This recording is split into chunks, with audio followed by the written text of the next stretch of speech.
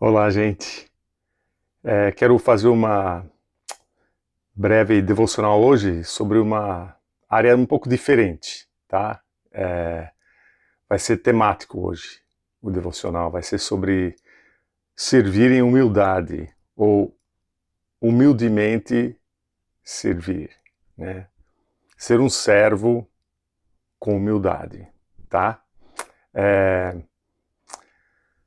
Às vezes a gente não para pensar sobre quem nós somos em Cristo, né? A gente pensa sobre várias coisas, mas uma das coisas que a gente raramente pensa é que somos servos, né? E a tradução literal do grego é mais um pouco mais forte que servo. É tipo escravo voluntário, né? É alguém que decide que quer se entregar ou se vender para outro como escravo. Os judeus entendiam claramente que era algo que acontecia bastante no tempo dos judeus no Antigo Testamento, né? Um, mas servir como Deus espera de nós e ordena é impossível sem humildade, né? Então servir e ter humildade são inseparáveis. É óbvio, né? Servir e ao mesmo tempo ser orgulhoso é impossível.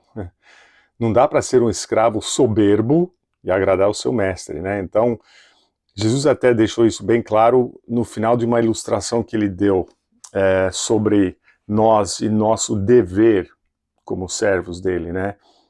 Em Lucas 17:10 ele afirmou o seguinte: será que o mestre agradecerá o servo por ter feito o que lhe foi ordenado? Assim também vocês, após terem feito tudo que lhes for ordenado, devem dizer: somos servos inúteis.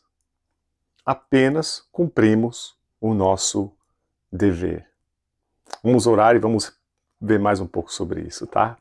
Obrigado, Pai, por se encontrar com cada pessoa que quer aprender através dessa mídia social. Obrigado, Pai, pela tecnologia que permite isso e obrigado por Sua palavra que ao longo dos séculos e séculos tem continuado a ser atual, correto, perfeito, útil e o Senhor deseja também que seja agradável, que a gente possa ser homens e mulheres que temem a Ti e têm alegria em obedecer aos Teus mandamentos, em nome de Jesus. Amém.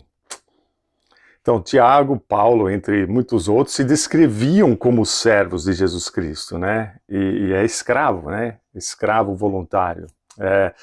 Vários personagens do Velho Testamento também, Moisés, Davi, Elias, outros. Até a nação de Israel como um todo era descrito como serva de Deus, né?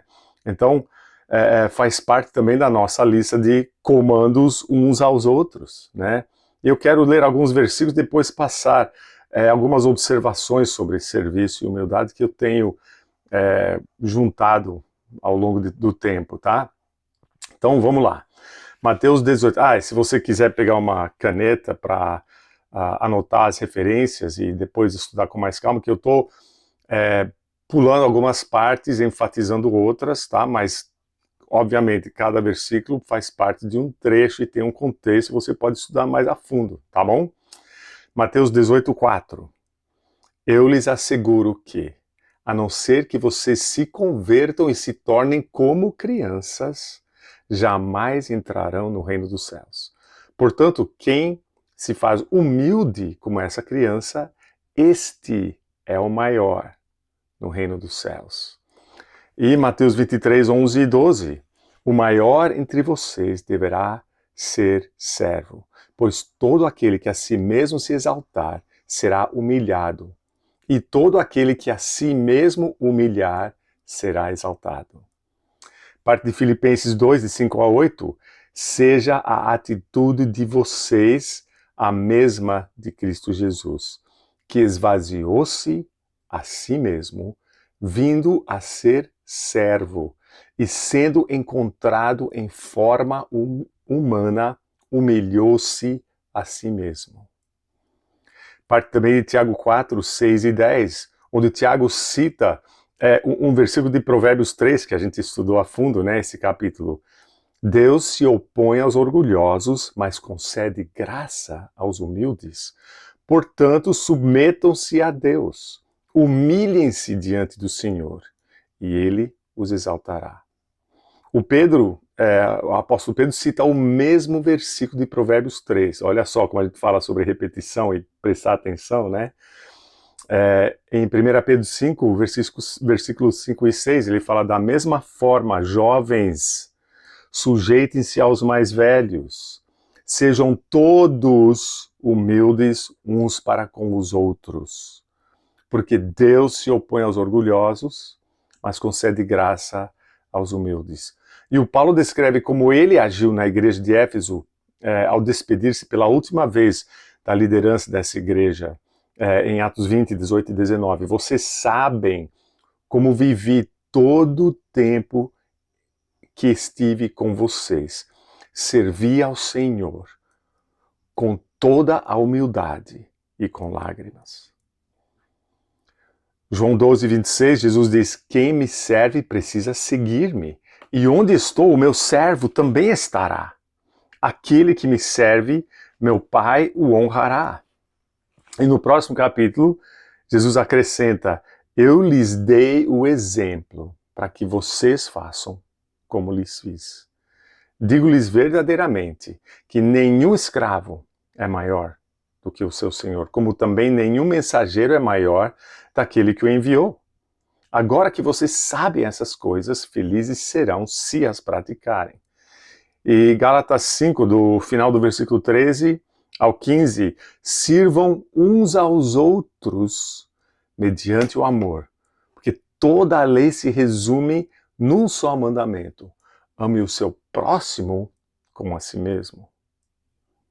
Mas, se vocês se mordem e se devoram uns aos outros, cuidado para não se destruírem mutuamente. E olha, como eu tenho visto igrejas boas do nosso movimento se destruírem porque as pessoas mordem e devoram uns aos outros, em vez de em humildade servir e amar o próximo.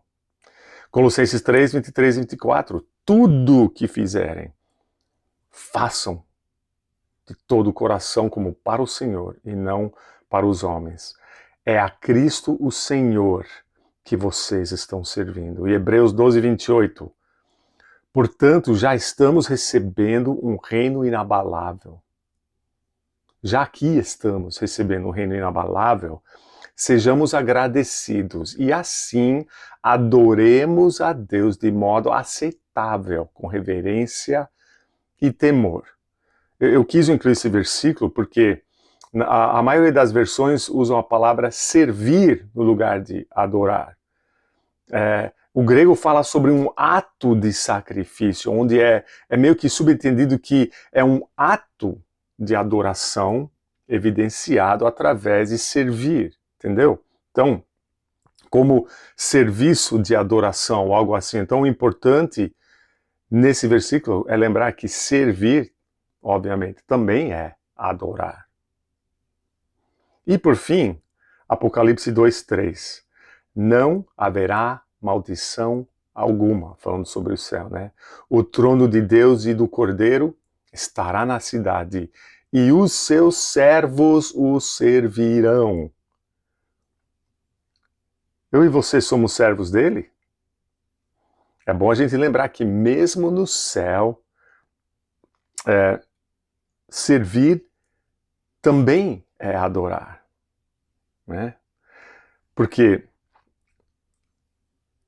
nós vamos cessar o nosso trabalho aqui, sim. Nós vamos descansar das coisas que fizemos aqui, né? Ele vai falar: entre para o seu descanso. Mas ao mesmo tempo nós vamos continuar a servi-lo por toda a eternidade futura. Por quê? Porque servir a Deus não é trabalho, é adoração, é louvor, né? Então, com esses lembretes da palavra de Deus em mente, pause e reflite sobre as seguintes observações. em algum ponto entre a sua salvação e a sua maturidade em Cristo, as suas orações devem mudar de Senhor, me dê, para Senhor, me use. Pois até isso acontecer, você é praticamente inútil para Deus. Ser humilde não significa pensar em si por último. Significa não pensar em si. Existe uma arte em servir aos outros. Encontra-se em você confiar em Deus para as suas necessidades, ficando assim livre para poder servir aos outros e cuidar das necessidades deles. O verdadeiramente humilde não sabe que é assim. Está apenas imitando a Cristo. E Ele é o alvo. Não existe um limite para aquilo que você consegue fazer se não estiver preocupado em ser reconhecido pelo que você fez. O primeiro passo rumo à humildade é perceber e admitir o seu orgulho. Não são talentos maravilhosos ou capacidade incrível que Deus abençoa. Ele abençoa semelhança a Cristo. E não esqueça que Jesus revelou o seu coração manso e humilde.